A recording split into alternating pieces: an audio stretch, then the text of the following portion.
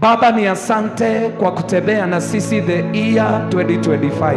Sema amen. Hata kama kuna wakati tulilia, ulitufuta machozi. Sema amen.